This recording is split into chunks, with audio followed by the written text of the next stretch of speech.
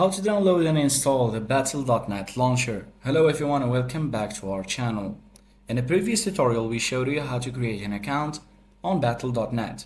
For today's tutorial, I'll be showing you how to download and install the Battle.net app on your laptop on Windows. So first of all, head to the Battle.net website and click on the download Battle.net. Of course, that's after creating your account. Click on download Battle.net and here it will start downloading automatically. If it doesn't, click on try again. Now I already downloaded the app, so I'm gonna head over to the download section in my files explorer. So once I go to downloads and programs, I will probably find, and here it is, Battle.net setup. So click on the executable file and follow the setup wizard.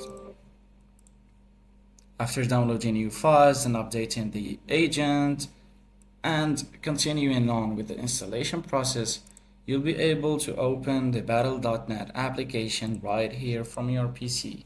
After that, you must just log into your account and you're going to find the games library of your Battle.net account. Then, you can install games from that library and start playing and enjoying your time.